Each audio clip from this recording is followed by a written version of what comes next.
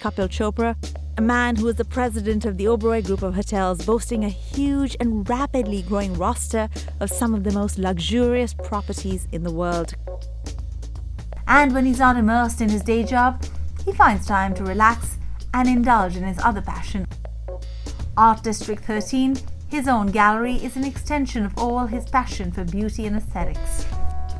He's part of a growing group of passionate art collectors who are changing the face of the Indian cultural scene.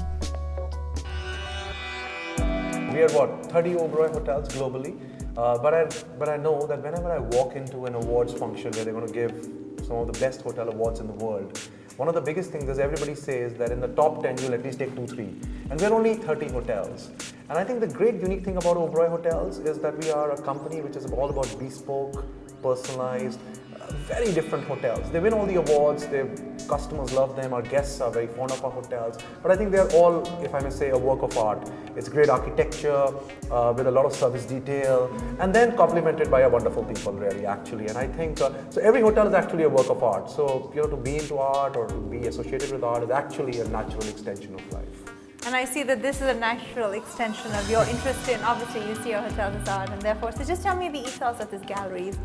So you see, I've been an art collector for over a decade right now. I just got fascinated. I thought it was all, hocus pocus when I started, really. How can art be valued? I had no idea. Yeah. And then suddenly I had a show at one of my hotels and I saw it and I was like mesmerized, and I think the love story started then. And after that, I just kept on reading, and I started then finally putting down my experiences of whatever I was buying or what I like into a blog. And that blog became a big hit, and actually I was called in as a guest speaker at Art Singapore. Oh, wow. And from there, Bloomberg in New York picked it up on prime time in New York, and then it became quite a thing. And suddenly I was drawn in, and I became a very well-known collector, although I was not. But I was actually buying a work a month, really, at that time. And even today, I at least buy 10 to 15 artworks a year, and then this is how it started. But when I started buying art, I realized that a lot of young artists would come to me and saying, but my art is not selling. So all that led to a portal where art could get respectability, which I called bestcollegeart.com, where any artist could upload 5 works free of cost and we would sell it and ship it. Wow. Today, Best College Art gets close to 1 million page views a year, and it's Indian art's most well-known art initiative.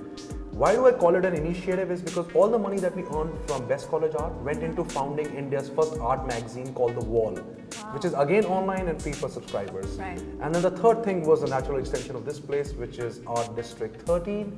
Why 13? Because 13 is, everybody has a negative mysticism on 13. Yeah, in my building in New York, there's no 13th floor. And in hotels, there's never a 13th floor. And there is no room number by 13. Really? And because this was such a defiant space.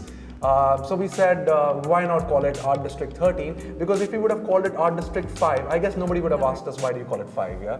So you have a renegade streak in you. That's yeah, good. so it's like an anti-commercial art initiative, which is for young artists, Best College Art, an art magazine which goes out on the first of every month with art news, which is again free, with over 10,000 subscribers, and a top-end gallery which shows the best of Indian art, really. So that's our support to the art initiative in this country. Really. So I have a question for you. So Indian art, it's growing. There's a huge interest, modern India, young India, not just Indians in India, but Indians abroad.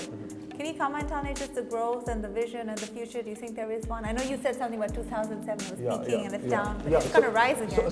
So exactly. So art overall, because of the commercials involved, has kind of become like a commodity cycle with the stock market. So it's become a financial instrument at the end of the day.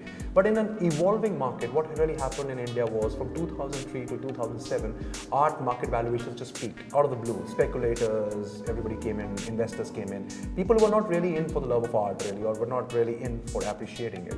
And then the market just crashed, which I thought was a fantastic time because valuations came to sanity. So you bought a lot of art. So I was buying that time, I was buying today. But a lot of new people could really come in and actually start engaging with art. And you really needed to create spaces which would engage with art, really. Right. And so these kind of spaces, you come in, you see, you engage with art, you talk about art, you feel it, you soak it in, and then you really become a collector. So I think today it's a much more longer term vision of supporting Indian art. Right. Means you've been with Kiran Nadar, who's really put up India's first art museum.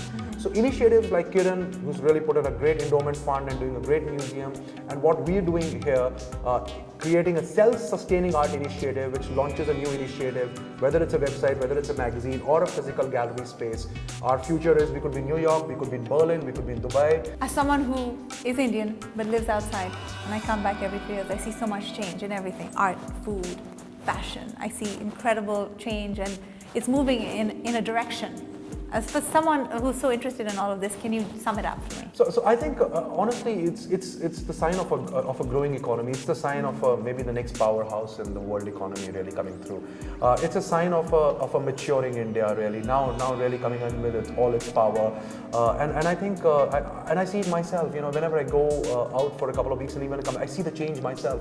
I see it every month. I see it and I see things coming up. I see how perceptions are changing. I see how people are becoming more ambitious. So I think it's a powerhouse really coming on to its own. And I see, India is all about luxury. It's been about luxury, the Maharajas and everything. But because it was a growing economy, because it was a closed economy, because people have had such a big challenge, because the government was not ready with infrastructure, I think it's the return to luxury. I think it's the return to the art of fine living. I think it's a return to some great, spectacular hotels. And I think more, just more than great hotels, spectacular, great art, great architecture. I think it's the return of experience, if you really ask me. Because, at the end of the day, life is all about experiential living. And I think that's what it is about, really. So I think India is about experiencing India. So I was staying at the Oberoi Gurgaon, and I was just, walking around the corridor. I saw this stunning Dabawala. That's been one of the most photographed pieces across any hotel that we have today. I think it's photographed at least 100 times a day. I see CEOs, I see everybody, very serious CEOs, really taking a photograph around the Dabawala and just apologizing and saying, okay, thank you.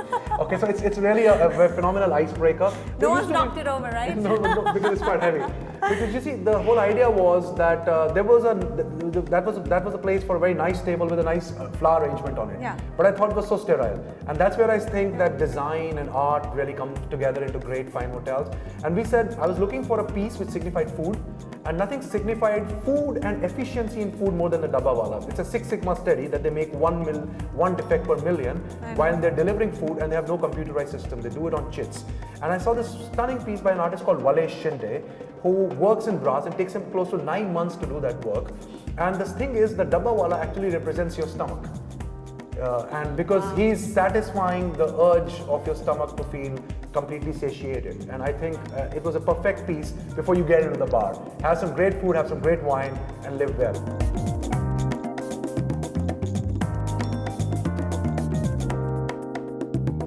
Next, we visit a chef who sees himself as an artist first and a culinary boundary pusher next. Did I just invent a new term? Well, stay tuned and you'll find out.